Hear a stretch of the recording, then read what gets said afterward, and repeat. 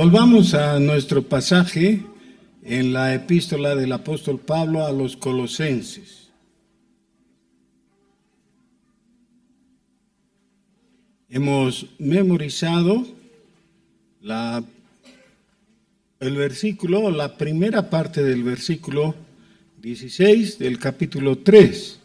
Y les he sugerido que así como muchos cristianos saben de memoria Juan 3:16, ahora recuerden este versículo porque tiene la misma cita, claro, en Colosenses, ¿no? Colosenses 3:16. La palabra de Cristo more en abundancia en vosotros.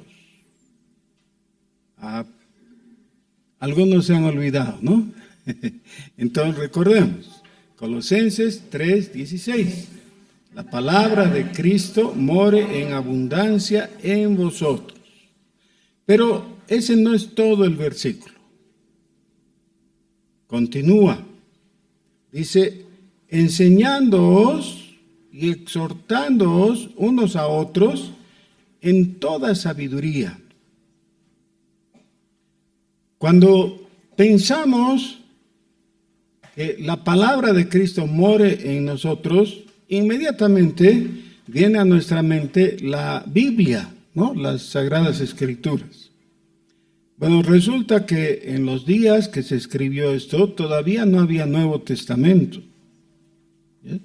Algunas iglesias tenían una fracción de alguna epístola o algo así, pero no había todavía el conjunto del Nuevo Testamento y algunas de las partes del Nuevo Testamento ni se habían escrito todavía. Tenían el Antiguo Testamento. Sí, pero no tenían físicamente eso en las familias, en los hogares. En las sinagogas sí había una copia, o más de una copia a veces, de los rollos del Antiguo Testamento. Pero cuando dice que la palabra de Cristo more en vosotros, está recurriendo posiblemente, especialmente, a la tradición oral. ¿Ya? Es decir, ¿qué es lo que habló Jesús? ¿Qué dijo? Por eso no dice la palabra de Dios, dice la palabra de Cristo. Los primeros años, los creyentes, los cristianos, dependían íntegramente de la enseñanza de los apóstoles.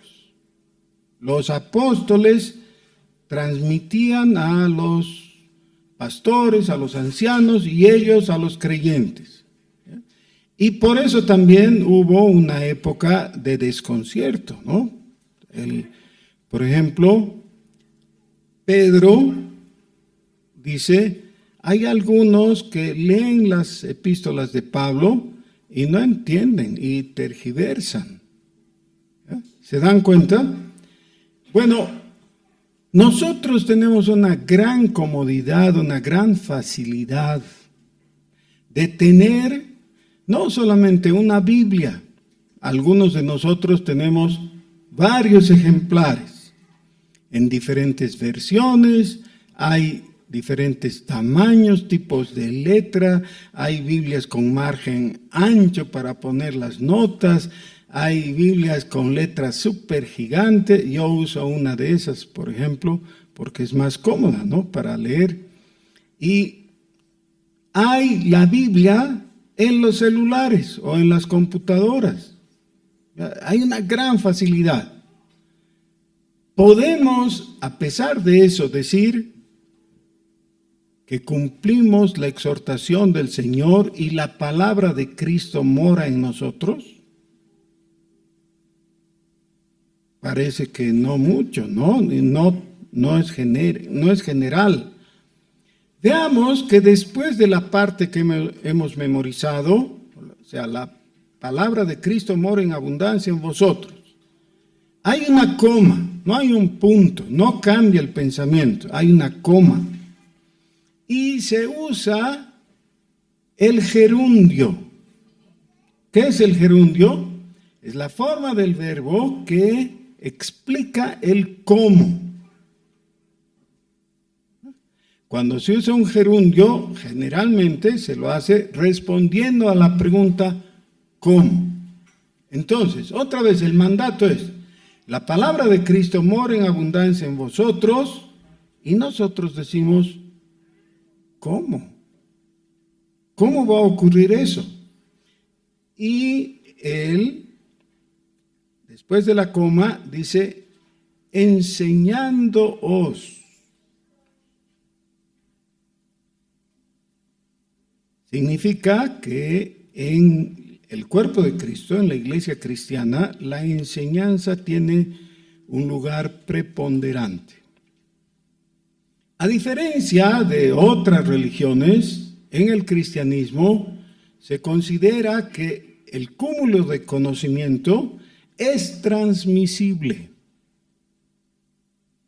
En las religiones de Oriente eso es impensable. No hay forma de que el conocimiento que tiene una persona se transmita a la otra, es decir, conocimiento profundo, ¿no? No, el maestro de una religión oriental te diría, no, tienes que mirar hacia ti mismo, en tu interior está y vas a descubrir la verdad. Nosotros reconocemos que la comunicación de la verdad es objetiva, está fuera de nosotros y podemos dirigir nuestros ojos hacia ella. La verdad de Dios es Jesucristo. Entonces, Jesucristo no va a ser hallado en nuestro corazón. Jesucristo va a ser hallado en la revelación de Dios en su palabra. Por tanto, ese conocimiento es transmisible. Es muy importante que apreciemos la enseñanza. Miren, la actividad ministerial preferida del Señor Jesús en su propia vida era la enseñanza. ¿Ya? Ustedes pueden leer, por ejemplo, el Evangelio según San Marcos, y ahí se cuenta muchos de los milagros que hizo, de los lugares que fue, cómo calmó la tempestad, cómo sanó enfermos. Sí, todo eso está. Pero cuando él dice, vamos a tal lugar, generalmente explica el asunto diciendo, porque es necesario que enseñe. Ellos necesitan la enseñanza. O también dice que entró a la sinagoga, como era su costumbre, y aclara, para enseñar. Por eso es que el Señor Jesús es llamado el Maestro, es el que enseña.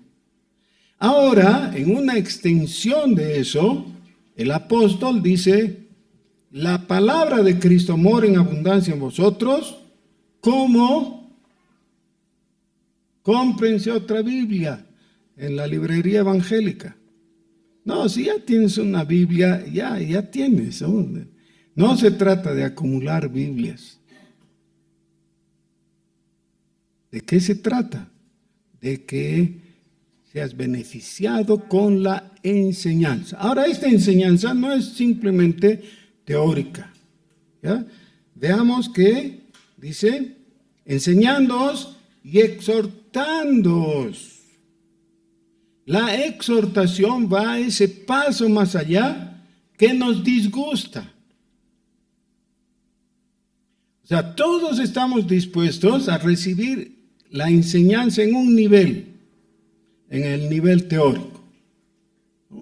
En ese sentido, si viene alguien y nos dice en grupo, muchachos, pórtense bien. ¿Cuál es nuestra respuesta? Oh, sí, tienes razón, nos vamos a portar bien. Porque eso no nos compromete.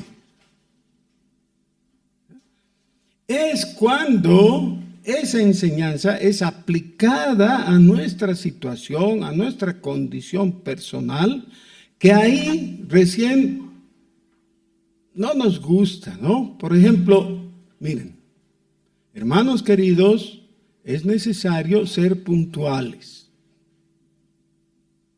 ¿Cómo reaccionamos a eso? Claro, está bien. Sí, pero sí nos acercamos a la persona y le decimos, hermanito, mira qué hora estás llegando al culto.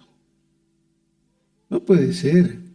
Es falta de reverencia, es falta de respeto con los hermanos, también es desconsideración, es negligencia. No puedes llegar así tan tarde.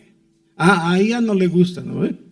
Porque ya es exhortación. No es solamente la enseñanza a nivel teórico, es más profundo, es la exhortación en términos prácticos. Así que enseñándoos y exhortándoos unos a otros en toda sabiduría. Y junto con eso, como resultado, cantando con gracia en vuestros corazones al Señor, con salmos e himnos y cánticos espirituales. Si lo pudiéramos decir en forma más sencilla, lleguen a tiempo para alabar al Señor, diría. Eso es. Algunos creen que solamente hay que venir para escuchar el sermón o los anuncios quizás.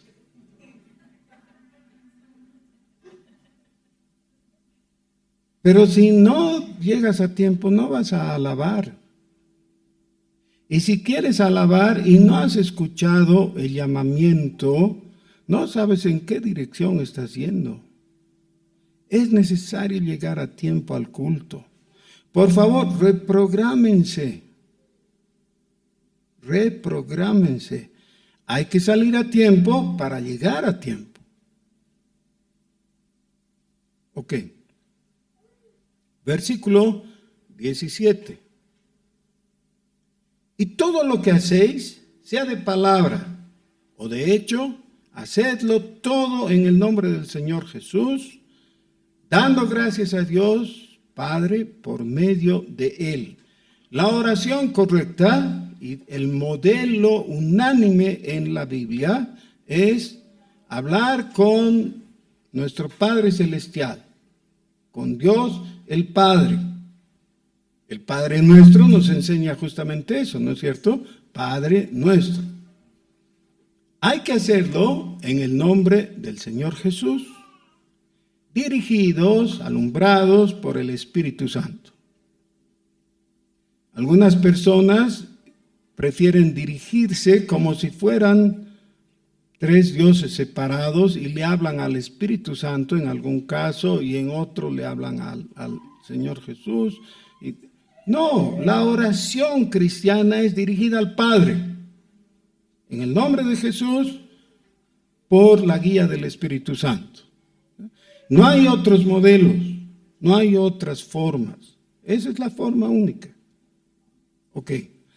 También al terminar la oración no es necesario decir en el nombre del Padre y del Hijo y del Espíritu Santo. No hay ese modelo en la Biblia. Es en el nombre de Jesús. Porque ya estamos hablando con el Padre.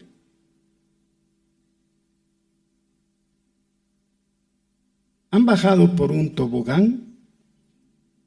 La mayoría sí.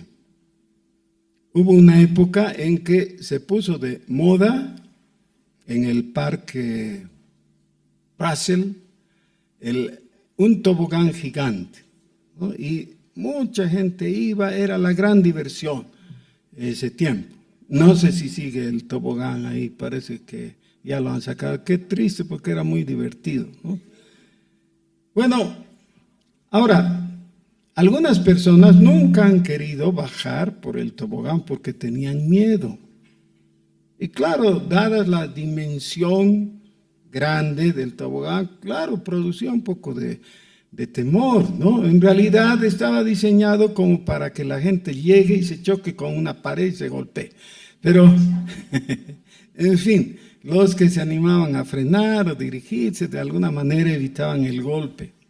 Pero vamos a suponer que estamos en el tobogán gigante, hemos partido bien y todo es resbaloso y no hay problema. Estamos descendiendo y de repente llegamos a la mitad más o menos del tobogán, ya estamos con velocidad y el piso se vuelve áspero, como una lija. ¿Qué les parece? Y ya no quieres seguir resbalando, pero la inercia hace que sigas nomás y que te raspes. ¿No les parece que a veces la vida es así? Estás metido o metida en el tobogán, no puedes frenar, pero empieza a rasparte, las circunstancias son desagradables, hay aspereza. Las cosas no salen como querías. Esperabas un ascenso y se lo han dado a tu compañero. Y cuando vas a reclamar te dicen, no se preocupe, no hay problema, usted está despedido. Ya no solamente no tienes el ascenso, sino que ya no tienes empleo. Y entonces dices, ¿qué me importa? Ya en 2x3 yo voy a conseguir otro trabajo. Y el 2x3, ¿cuánto es 2x3? No llega. Y los días van pasando y empiezas a gastar tus ahorros y todavía no hay noticias y así se prolonga y empiezan las circunstancias y las cuentas a quemarte, ¿no? Porque sigues resbalando. ¿Y qué vamos a hacer? La vida está difícil. Ahora, cuando hay problemas económicos, así por el desempleo, por ejemplo, también empiezan los problemas familiares.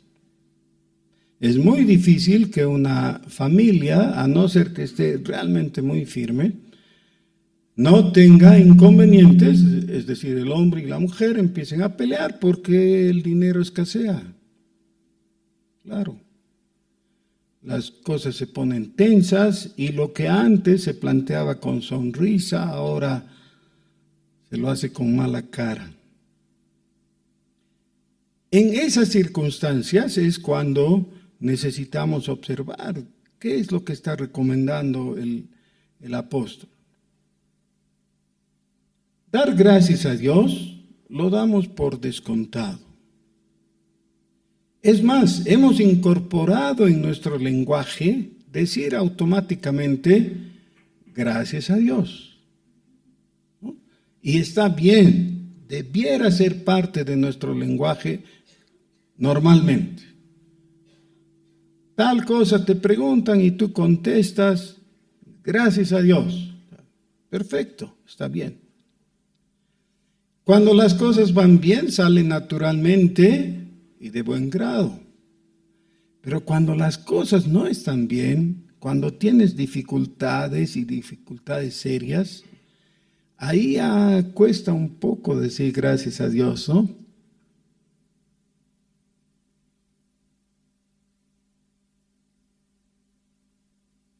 Pero ahí es cuando más vale,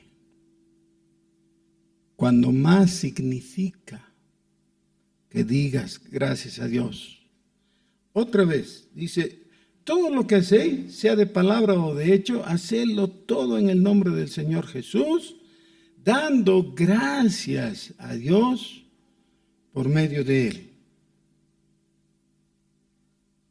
Alguien piensa, bueno, esa es la forma en que Dios va a usar para cambiar la situación. Sí, pero a veces no. A veces la situación no cambia. Das gracias a Dios y esperas que mágicamente todo cambie. Ahora, El asunto es que a veces sí cambia, ¿no es cierto? Pero no siempre. A veces no, las cosas más bien se empeoran. Una cosa muy interesante es que es experiencia bastante generalizada que cuando alguien, después de un proceso de reflexión y de dudas y todo eso, se convierte, decide andar en el camino del Señor, empiezan las pruebas. Pruebas como esa, ¿no? De estar desempleado o de la enfermedad de alguien en la familia, una de esas enfermedades que distorsiona toda la vida familiar, perdón. Ocurre, ¿no es cierto?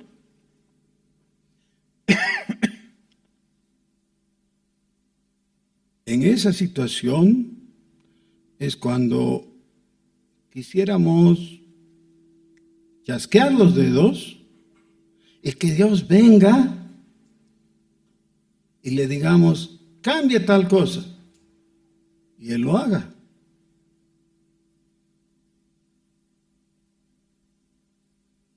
Pero Dios es Dios,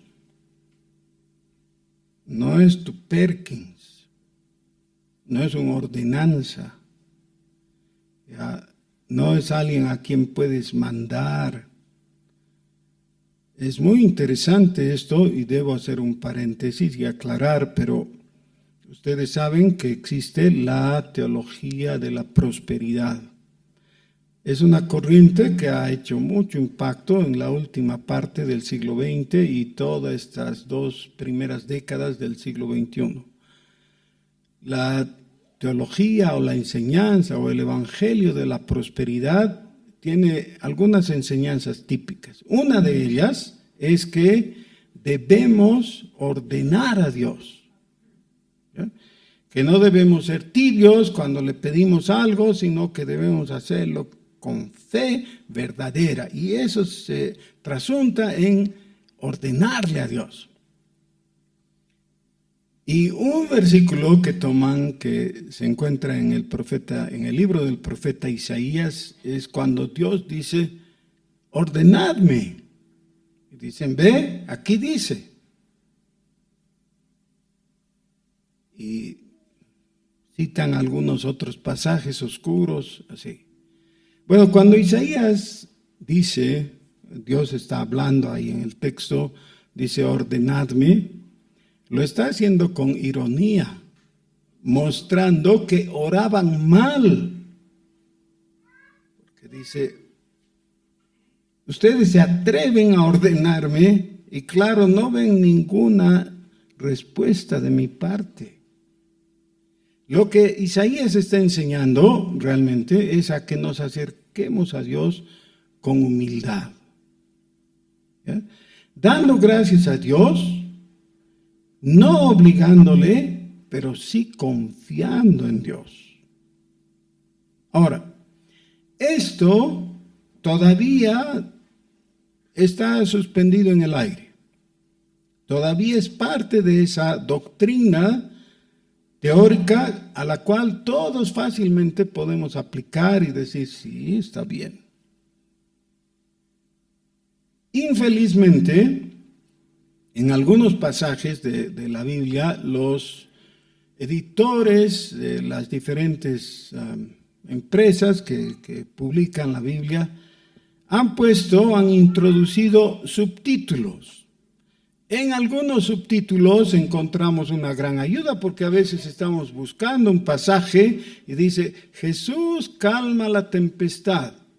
Ese subtítulo, claro que nos ayuda porque justo era el pasaje que estábamos buscando. Pero en otros, el subtítulo indica otra cosa. No es parte del texto inspirado, no estaba en el original. Y en este caso, tristemente, han introducido entre el versículo 17 y el 18 un subtítulo que es Deberes sociales de la nueva vida. Y no me gusta porque entonces la gente abre su Biblia, ve el subtítulo y empieza a leer desde el versículo 18. Y no se da cuenta que la base ideológica está en los versículos 16 y 17. Lee desde el 18 como que Pablo hubiera estado escribiendo la epístola y hubiera llegado a un punto en el que dice, ¿de qué más les escribo? Tengo aquí todavía un pedazo de papel, o de papiro, de lo que fuera, ¿no? De pergamino, y algo más les escribiré. Ya sé, les voy a hablar de esto, de que los maridos se porten bien, las esposas, y ya. Como que fuera otra cosa. No es otra cosa, es la conclusión práctica de lo que en los versículos 16 y 17 ha dicho. Ahora viene la aplicación. Versículo 18. Casadas, estad sujetas a vuestros maridos. Versículo 19. Maridos, amad a vuestras mujeres. 20. Hijos, obedeced a vuestros padres. 21. Padres, no exasperéis a vuestros hijos. 22. Siervos, obedeced en todo a vuestros amos terrenales. Y otra falla editorial, no del texto, no estamos hablando de la inspiración del texto sagrado, estamos hablando del trabajo editorial de los que han publicado la Biblia. Capítulo 4, versículo 1, ahí continúa. Ese versículo 1 debiera ser parte del capítulo 3. Han dividido donde no corresponde, porque en el capítulo 3 está hablando de los siervos y lo natural es ver la contraparte de los amos, pero han puesto lo de los amos como que fuera otra cosa en otro capítulo. Dice, amos, haced lo que es justo y recto con vuestros siervos. Ahora, esto que no es ya extraño para nosotros, porque sin duda nosotros ya hemos leído la epístola a los Efesios y tiene básicamente la misma estructura. Las esposas, los maridos, los hijos, los padres, los siervos y los amos. A esto le han puesto el título aquí, como ya hemos visto, deberes sociales de la nueva vida.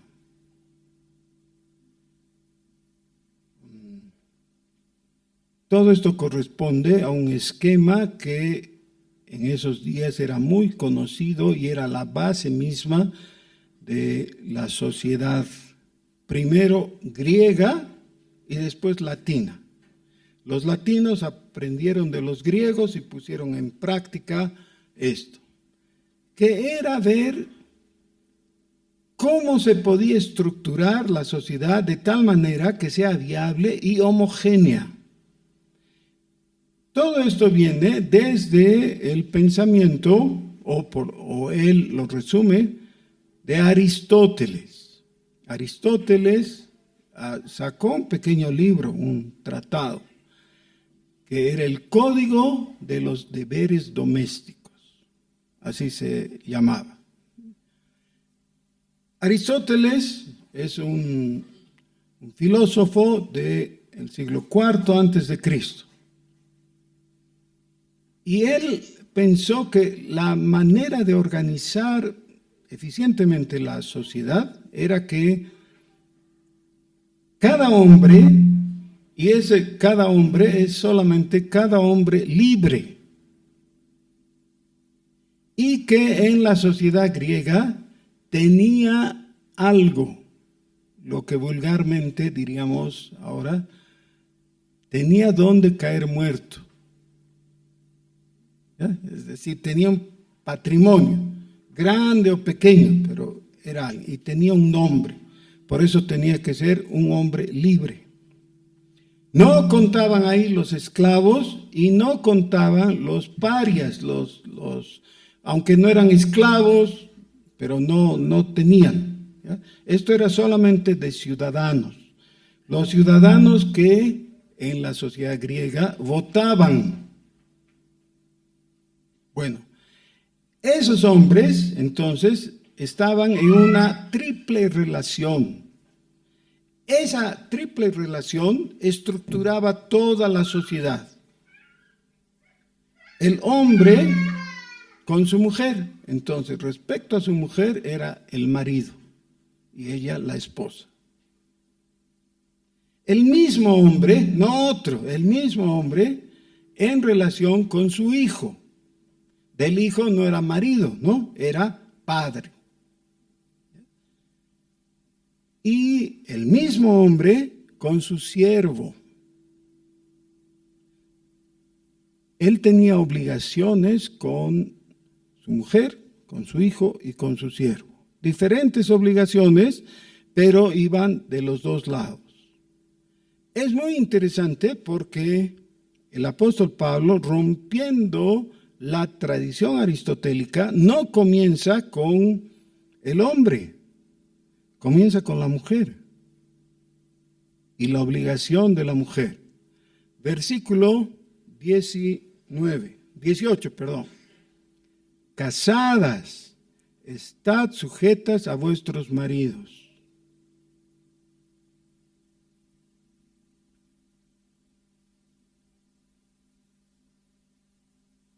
Yo esperaba que los maridos digan amén.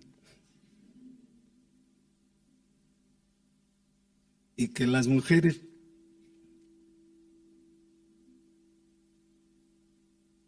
Y entonces lo que pasa es que especialmente las personas aludidas esperan poder ver un resquicio. ¿Ya? Algunas mujeres creyentes quisieran poder decir, bueno, si el marido es creyente, o si el marido es de buena conducta, o si es guapo, algo, ¿no? Una buena razón. Dame una buena razón para obedecer a esto.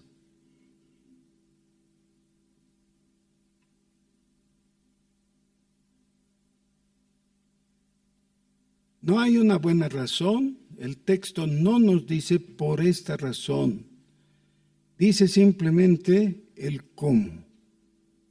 Dice como conviene en el Señor. Ahora, esta es la idea. En el versículo 16, la orden era, la palabra de Cristo more en abundancia en vosotros. ¿Para qué? Para que nos enseñemos, exhortemos unos a otros y caminemos en obediencia al Señor y le agradezcamos. Es decir, que tengamos una vida cristiana exitosa, de triunfo, de cumplimiento, de satisfacción. Ahora, eso no se da dentro de una nubecita que nos aísla del resto de las cosas, como muchas veces se ha pensado de la vida cristiana. Estoy bien espiritualmente. Sí, pero eso no tiene nada que ver con la realidad. ¿Podría alguna mujer decir, espiritualmente estoy muy bien? Claro, no me sujeto a mi marido. ¿Tan tonto? ¿Cómo me voy a sujetar a un tonto? El doctor Dobson dice que la principal queja de las mujeres en todas las culturas es que los maridos son brutos.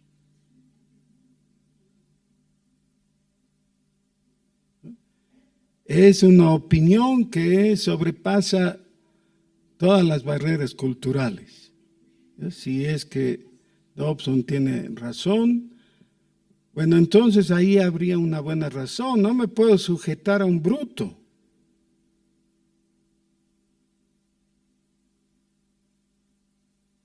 Lo que está diciendo es, tu conducta puede estar relacionada con algo importante que es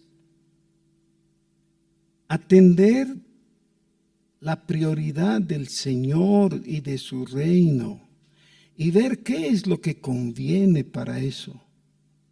¿Qué es lo que conviene? Como conviene en el Señor, es decir, a las cosas del Señor. Ahora aquí entramos en un plano que nos gusta mencionarlo y luego olvidarlo. Ya, nos gusta tenerlo bien guardado. Cuando el Señor estaba caminando por la tierra en Judea y en Galilea, Él llamó a los discípulos, a los que Él quiso. Algunas personas se presentaron a Él sin ser llamadas.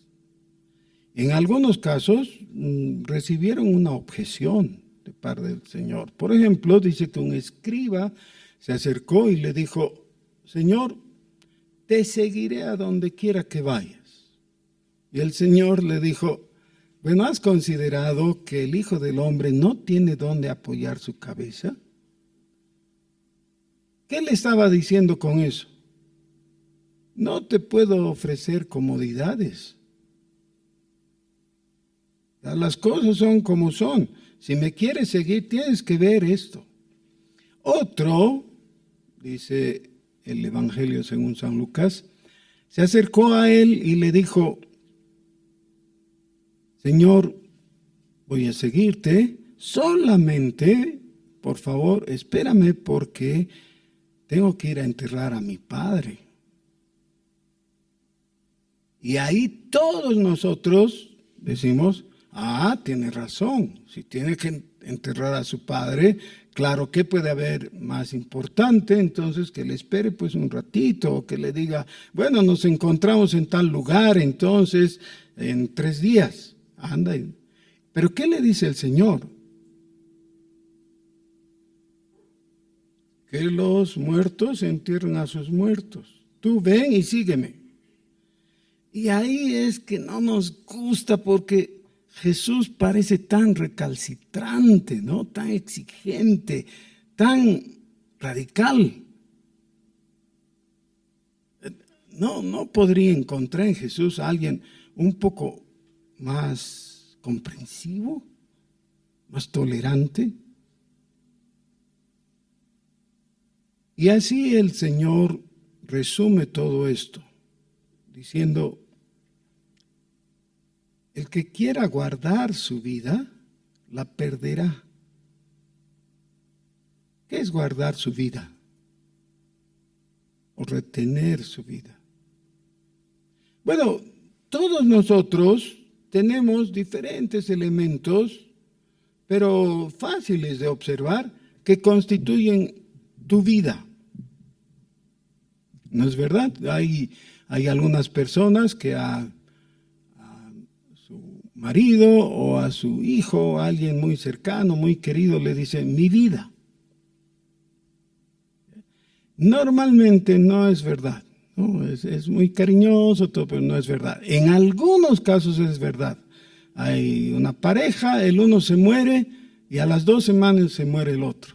Y buscan de qué se ha muerto, que estaba muy enfermo. No estaba. Se murió su vida, entonces él se muere también, pues, claro. Así es. Ese sí tenía derecho de decirle mi vida. De los otros es poesía, ¿no? Pero, en fin. Pero, ¿qué compone tu vida? Algunos por zafarse dicen, mi trabajo es tan importante y todo, esa es mi vida. Bueno. Miren que en varios lugares del mundo hay personas que su vida es un club de fútbol. Y están dispuestos a matar al contrario, a cuchillarlo, y a veces lo hacen. Es un caso extremo de fanatismo, pero uno de esos, claro, puedes decir, el club tal es mi vida, lo cual es idolatría y es pecado, entre paréntesis les digo. Nadie debiera poner su club deportivo en primer lugar, ni en segundo, ni en tercero, ni...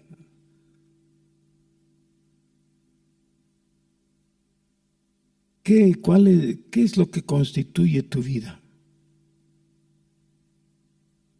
Bueno, no importa lo que sea, si no estás dispuesto a perder eso por causa de Jesús y del Evangelio, dice el Señor, no es digno de mí. No es digno de mí. Y por eso, si somos serios, mínimamente, tenemos que recordar la enseñanza del Señor Jesús que dice, aquel día es el día del juicio, ¿no? Algunos se van a acercar y me van a decir con mucha familiaridad, Señor, en tu nombre hicimos milagros, expulsamos demonios, sanamos enfermos. Y el Señor les va a responder, no os conozco, apartaos de mí, hacedores de maldad. ¿Qué tiene que ver con esto? Sí, como conviene en el Señor. Eso significa conviene en el Señor. Cuando el Señor está en el centro de todo y es lo más importante. Miren,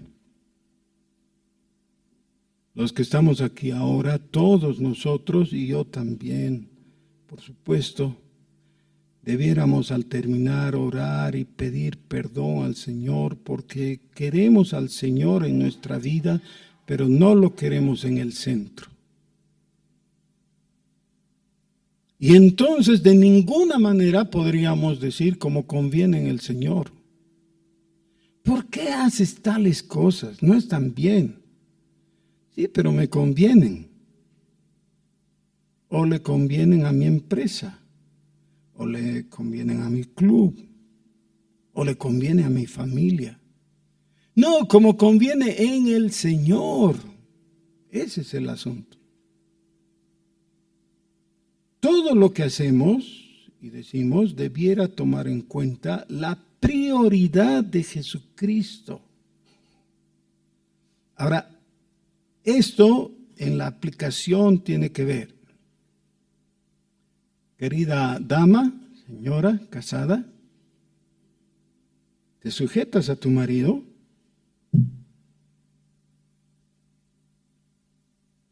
Sí, cuando estoy de acuerdo. ¿Cómo me voy a sujetar si es un salvaje? No, la pregunta es, ¿tu conducta responde a la afirmación como conviene en el Señor?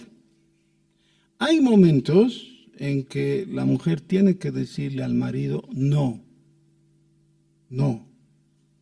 Lo que tú quieres, lo que pretendes, lo que estás tratando de hacer, no está bien, no estoy de acuerdo y me opongo. ¿Pero por qué? Porque no conviene en el Señor. Esa es la única razón válida. En el Señor lo que tú quieres está mal.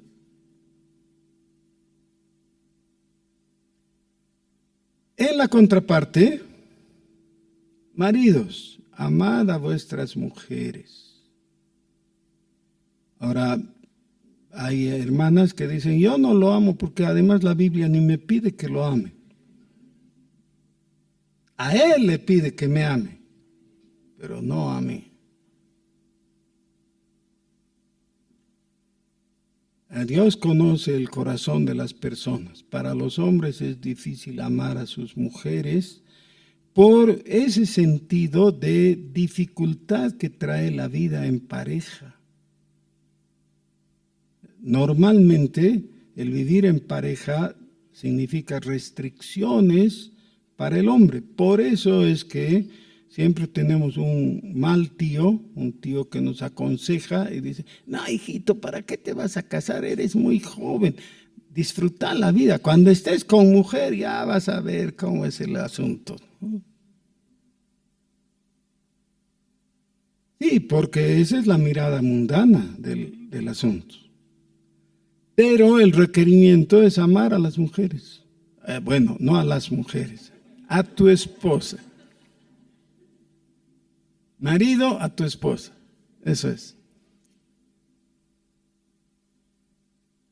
En Efesios se toma varios versículos explicando, dando de ejemplo al Señor Jesús, que amó a la iglesia como a sí mismo y dio su vida. Pero aquí no, aquí simplemente dice, no seáis ásperos con ellas, es decir, no seas bruto.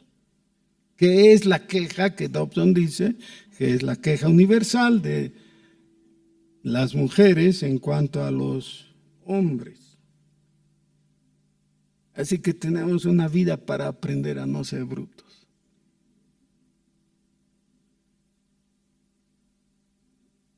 La segunda relación es entre padres e hijos. Los hijos tienen que obedecer a sus padres en todo. Esto está totalmente fuera de contexto histórico en nuestros días. Parece ser que la gente lee una Biblia extraña en la que los padres creen que tienen que obedecer a sus hijos. Y hay un montón de adultos que se disponen a obedecer y seguir los caprichos de los hijos. Y como que en nuestros días una persona puede ser llevada a la cárcel por mínimamente haber tratado de corregir a su hijo y ejercer disciplina. Y lo echan de la casa o lo ponen en la cárcel a veces.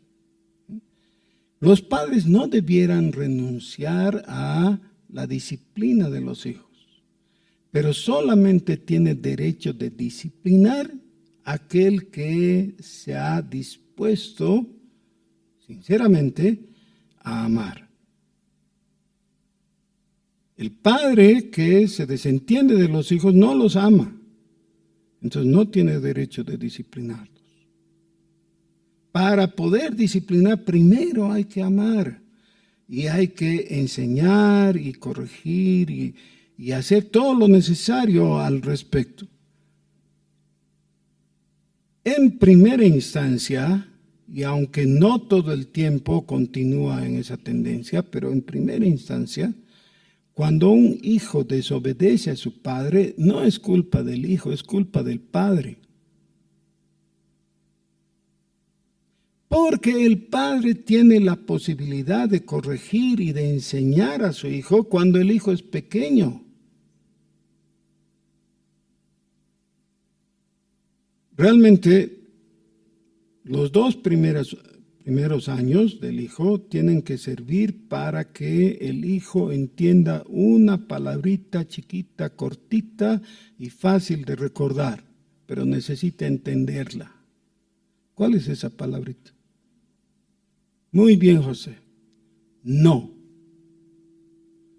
Y si el padre no ha enseñado al hijo a entender que cuando el padre dice no, el hijo tiene que detenerse y no seguir, y pasa el tiempo, luego va a llegar la adolescencia y el hijo va a empezar con drogas y ahí no va a significar nada para él. ¿Por qué? Porque no le enseñó el significado. Es decir, no aprendió a obedecer.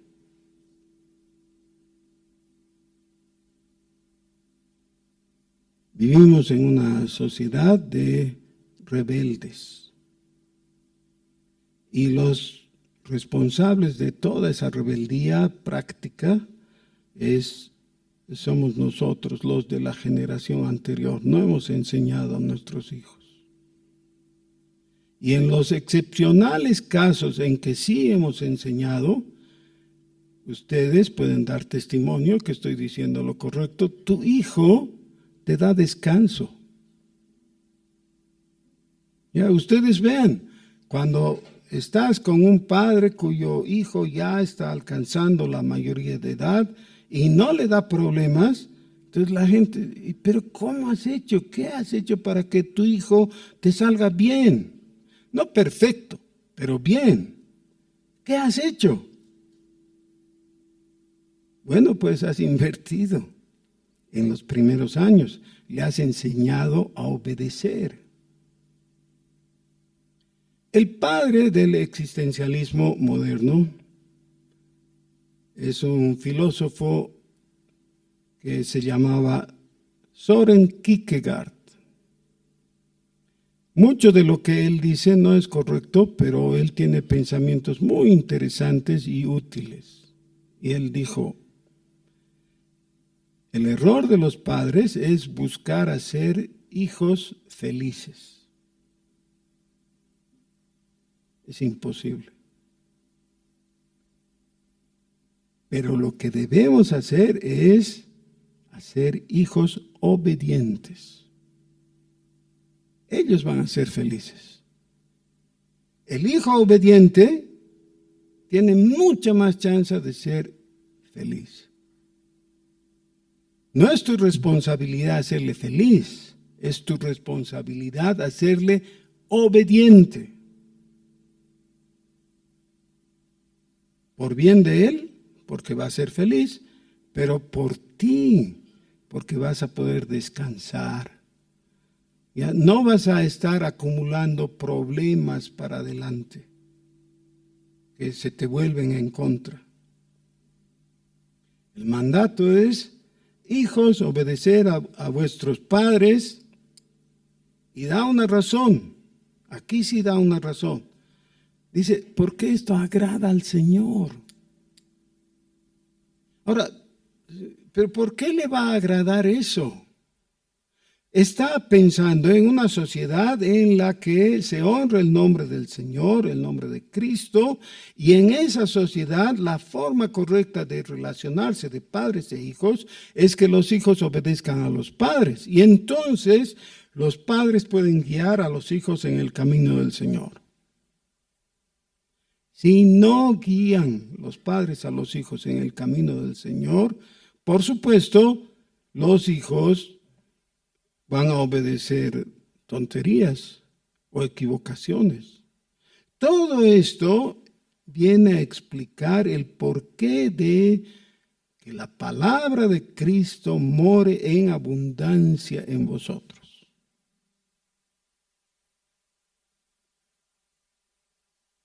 ¿Qué agrada al Señor? Que tú, hijo, obedezcas a tus padres. Eso no es indefinido, es hasta el tiempo de la emancipación. Es cuando el hijo sale y forma otra familia. Porque ahí también se produce una deformación. Algunos hijos nunca rompen el cordón umbilical y ya casadotes y con guaguas propias y todo, siguen dependiendo de sus padres, en todo sentido, aún anímicamente. No pueden tomar una decisión sin hablar con sus papás y recibir luz verde. No estoy queriendo decir que no se pueda pedir consejo a los padres cuando uno ya es adulto. Claro que se puede pedir y es sabio hacerlo, pero no estás en una relación en la que se exija obediencia a tus padres cuando ya tienes tu propia familia. Esa es una de las razones por que hay problemas entre suegras y nueras. Porque las relaciones no han quedado claras. Lo correcto es que cuando un varón sale de su hogar para construir su propia familia, lo haga en madurez y ya rompiendo los lazos con los padres, comenzando de los económicos. No tiene que seguir dependiendo de sus padres. Tiene que ser autónomo, solamente dependiendo de Dios. Pero quería un hogar, entonces tiene que afrontar las responsabilidades de su propio hogar. Por eso, fíjense cuán importante es esto. Capítulo 2 de Génesis, así de temprano es el asunto.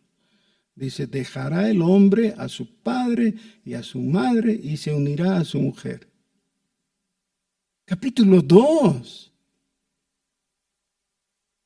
No podríamos reconocer algo con tanta importancia como ese detalle respecto a la vida familiar. Bueno, ¿y cuál es la responsabilidad de los padres? Veamos. Padres, no exasperéis a vuestros hijos para que no se desalienten. ¿Qué es exasperar?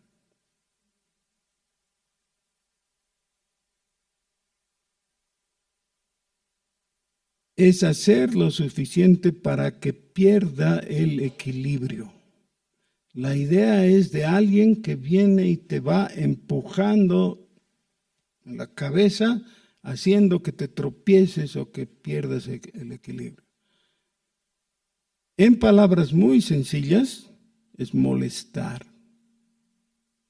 Ahora, una cosa importante de los padres es disciplinar a los hijos, que no significa molestar. ¿Cuándo esto se constituye en molestia? Cuando los padres aprovechan su posición paternal para imponer su propia voluntad sobre los hijos y hacerles hacer lo que no quieren y no reconocer sus talentos, sus dones, sus preferencias. Es decir, guardando la diferencia de padre e hijo, el respeto que debe haber de parte del padre con el hijo. Es mi hijo, sí, pero no tiene que gustarle las cosas que a mí me gustan necesariamente. No tiene que ser hincha del mismo club que yo soy. Yo les pido perdón a mis hijas, así porque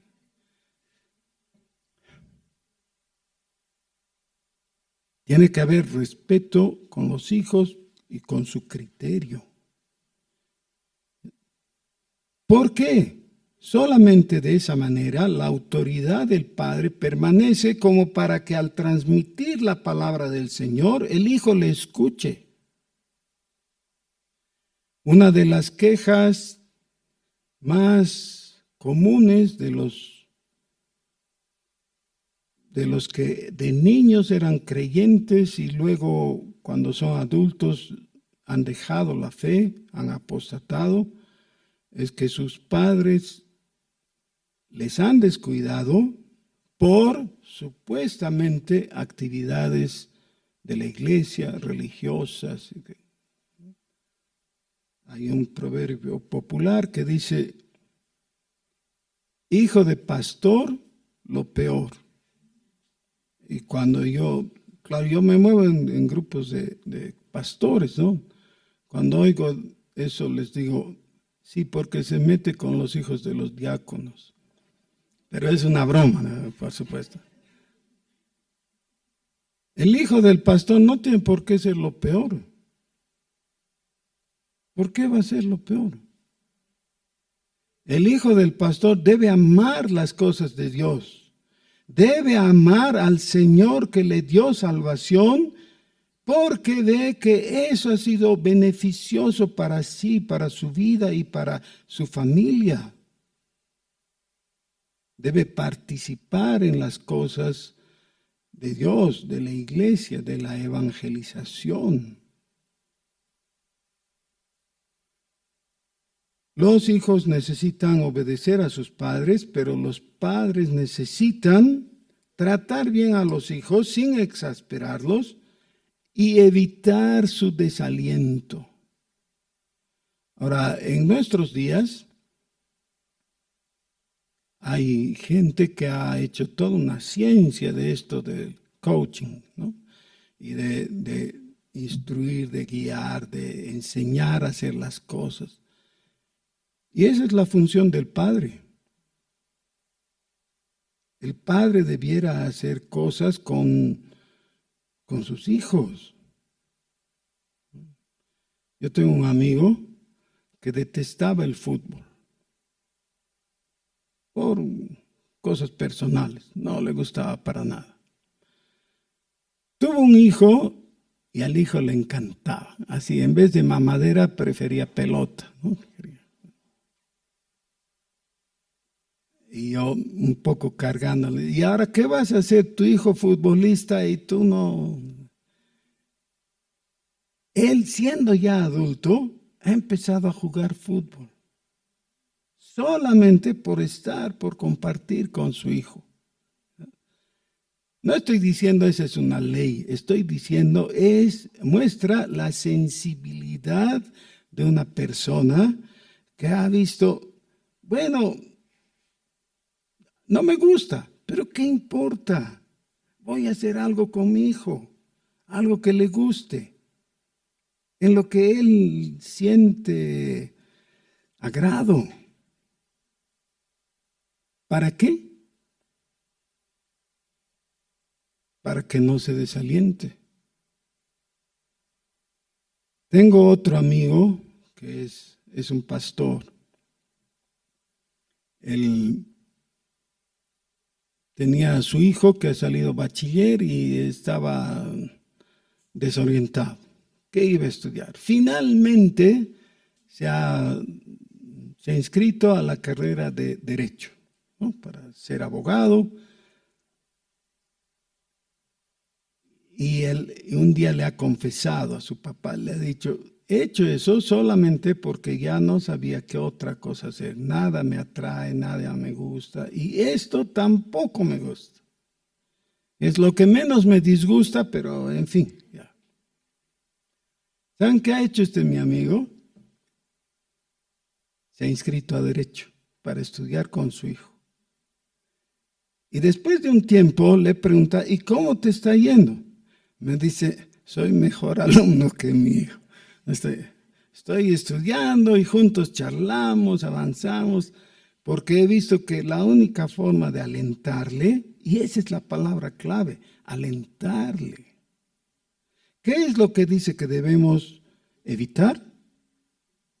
Que se desalienten. Eso es. Hermanos queridos, vean ustedes que todo esto está íntimamente relacionado. Nada de esto es posible si es que la palabra de Cristo no mora en abundancia en nuestro corazón. Pero la aplicación es práctica, es familiar, es social.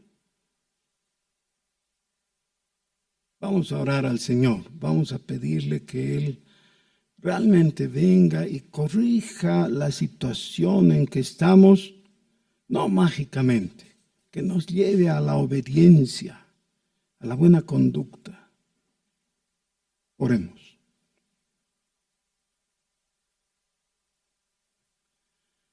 Señor nuestro, todos nosotros necesitamos reconocer delante de ti que hemos fallado en diferentes maneras, en diferentes funciones que nos han tocado cumplir. No hemos hecho lo justo, lo correcto, lo que te agrada. Y tenemos consecuencias, Señor. Venimos con los platos rotos porque el único capaz de arreglar eres tú. Por tu misericordia. Ayúdanos, Señor, a cambiar, a tener una conducta de obediencia a ti, a tu palabra, ver las cosas como tú las ves, a renunciar a nuestra vida, porque la vida eterna es mejor. Tu vida, aquí y ahora, en nuestro tiempo, en nuestra situación, necesitamos tu vida espiritual. Necesitamos la presencia del Espíritu para obedecerte. Señor, ten misericordia. Danos tu bendición. Líbranos del pecado. En el nombre de Jesús. Amén.